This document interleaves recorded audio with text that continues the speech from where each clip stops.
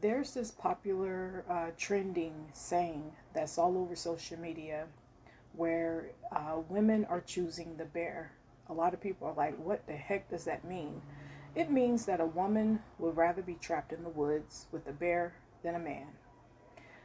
Recent news story, this father and his 16-year-old teen daughter, they were driving to, I guess, the teen girl's mom house, and the guy went to his ex's home, went inside, left the 16-year-old in the car, and I believe he unalived his ex. His ex was with her new partner, and he harmed this woman.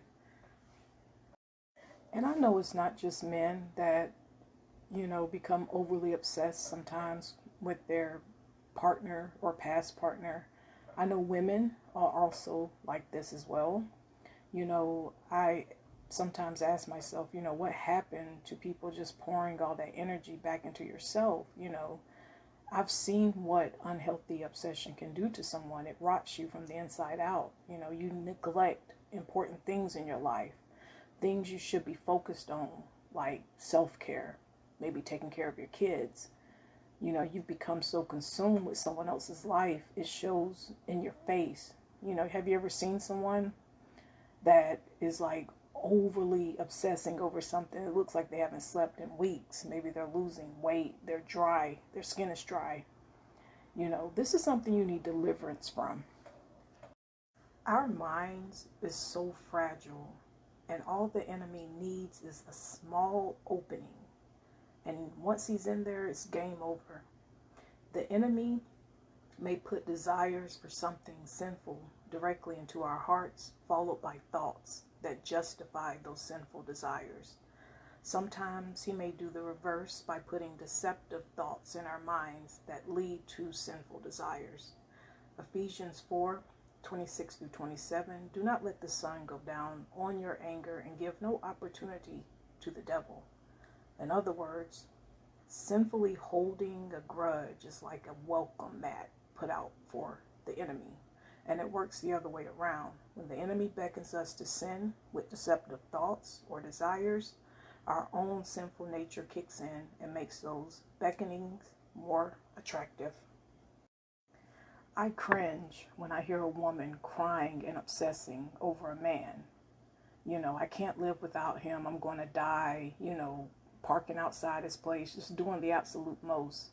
That man is my everything. No, sweetheart, God is your everything, not that man or that woman. Be obsessed with the one who has the power to heal and transform what's broken inside you.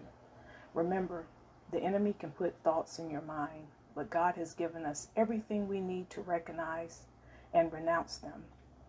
As soon as your mind starts overly obsessing in an unhealthy way over certain situations, which is what the enemy wants, he wants you to self-destruct. Immediately get up and do the opposite of what your mind is trying to pull you to do. The moment you have to create fake accounts, the enemy is already winning. You got to waste gas to, park outside someone's house. The enemy is winning. The enemy will come in and he'll whisper these thoughts in your head. Oh, they think they all that. Look what they're posting. Go see what they're posting. Go see what they're wearing. Overly obsessed. Be jealous. He'll put these lies in your mind. You'll start making up situations that are not even real. The moment that starts happening, get up and pray. That's not your thoughts. The enemy is trying to convince you of something that's not real, and immediately call on God. Put on the whole armor of God that you may be able to stand against the schemes of the devil. We do not wrestle against flesh and blood, but against the rulers, against the authorities, against the cosmic powers over this present darkness, against the spiritual forces of evil in the heavenly places. So, I'm praying for my sisters and brothers, and I hope this video was helpful.